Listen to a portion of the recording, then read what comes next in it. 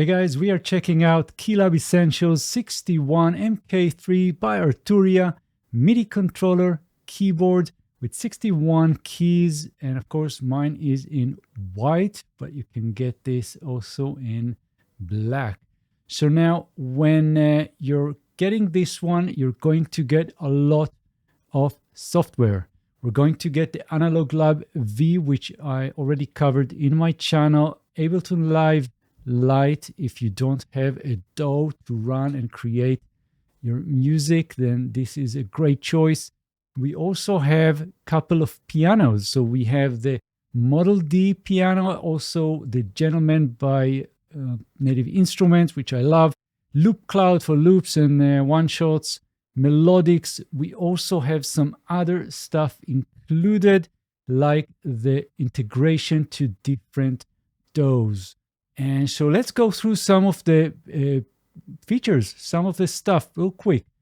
On the right side, this is where you'll find your sliders and faders. And if you're using any of the Arturia software, that will be very closely integrated into the sounds and into the features.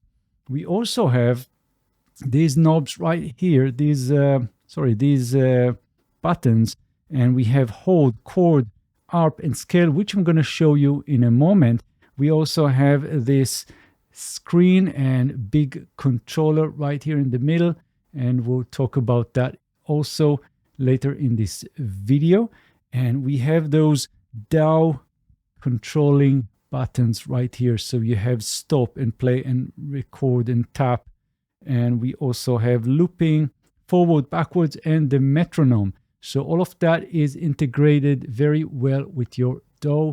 Again, my experience with Cubase is perfect. It works very good, and it really helps me when I need the keyboard to be my helper, be there for me.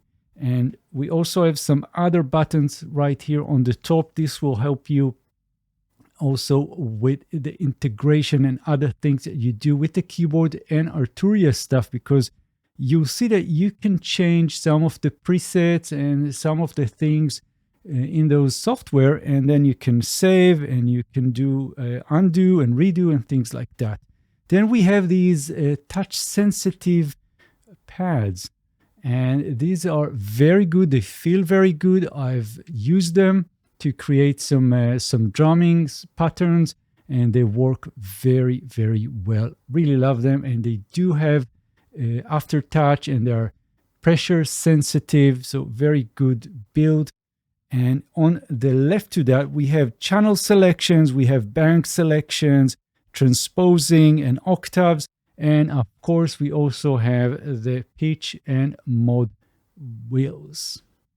So let's talk about the display and this big knob right here. So this is super important because this will show you what preset you're running right now and anything else related to whatever you're doing. So if you're using just any of those knobs, you will see that in the display, right? And we can also use these buttons right here to get chords, arpeggios, and scales, but also hold. So if I'll just start with that one, it will just hold infinitely. And then chord will get you chord. Now, if you just press it once, you'll get the latest settings for that chord, whatever was there last time. Right, so these are minor chords, but I can click this one for longer and it will get me into the edit mode. So now I can just use this preset right here, change it to something else. Let's go with a major 9 and enter.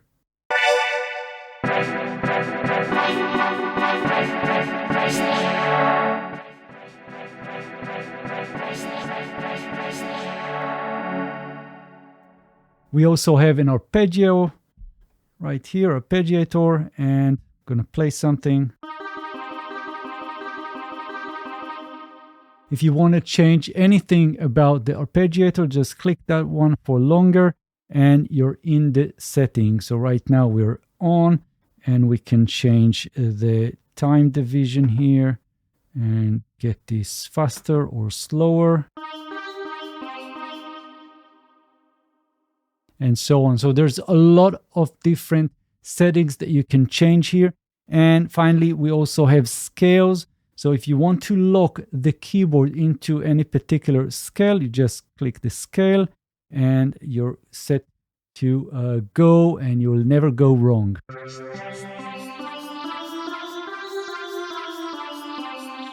Want to change the scale? Click that one again, longer, release, and you can just change the scale and modes. It's very, very easy. Let's turn it off for now and continue with the pads. So the 8 pads are pressure sensitive, they are very responsive, they feel good, and they are very useful. Now we only have 8, but that should be enough for most use cases. Okay, so it's conclusion time. And I have the keyboard for about 2 months, and I really love how it feels. So let's start with the keys. The keys are spaced very well, at least for me. And the keyboard itself, it's about 90 centimeters. So it doesn't take too much of space in my desk here. And also the keys respond very well. They feel very solid. And of course, it's not the best keys ever, and you have to consider this keyboard in its price range. Now, the faders feel very solid and very easy to use, but still they have some resistance. Also, the knobs actually feel a little bit too tight, but maybe that's a good thing because it lets you be more accurate when you're changing some of the parameters or anything that is mapped to this. Now, the display is a good idea. I think it's very easy to navigate, at least all the software by Arturia. So it's a really good example of that integration between the keyboard and the software. And of course, Arturia invested a lot into the integration of different DAWs, and that works very well for me with Cubase. I didn't test it with other DAWs except Cubase, but I'm just guessing it's going to work just the same. And again, the pads feel very good. Actually, I was pleasantly surprised by the quality and the responsiveness of the pads. Very well done. So overall, really love the keyboard, and I'm waiting for your questions in the comments, and I'll see you guys very soon in the next videos. Thanks, and bye-bye.